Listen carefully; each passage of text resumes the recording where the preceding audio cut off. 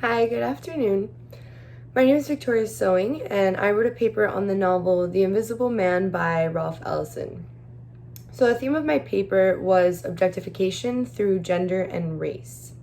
To quickly summarize the novel, Ralph Ellison wrote about an invisible man who was the protagonist of the story and his journey during the pre-civil rights era.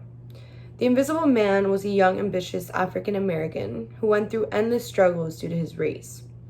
Later on in the novel, the author depicts not only how the Invisible Man and others of his race were objectified and mistreated, but also made an undeviating parallel between the indisposed treatment of the female characters. The social inequality and personification of the protagonist underwent was also pertinent to the female characters. So, to start off, in the first chapter, the author describes a scene by the name of the Battle Royale.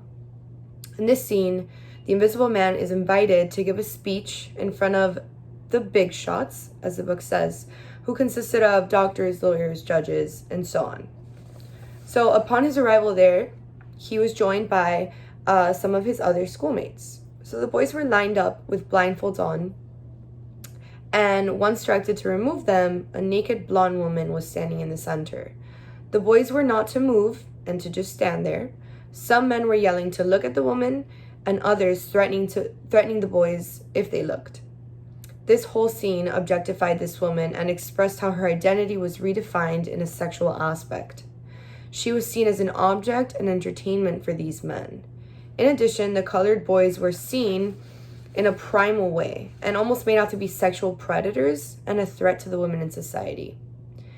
In addition, Ralph Ellison vividly describes the way the protagonist, along with other men of his color and women, are recognized during these times in the 24th chapter.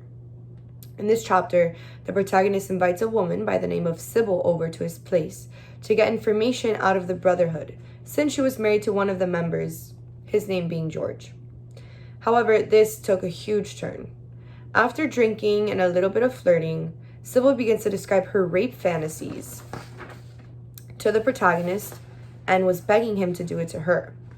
The Invisible Man, obviously shocked, attempts to defend his character, expressing to her that he was a gentle and tender man. However, Sybil continues insisting. This chapter perfectly captures one of the cliches against African American men. These men were seen as aggressive predators towards the women in society. On the other hand, Sybil is a perfect example of a product of society, where she maintained the societal construction of identities. Also, the narrator hypothesized her attraction to him being one of power, and how women at the time sexualized themselves and used their bodies to their advantage because that's all they knew.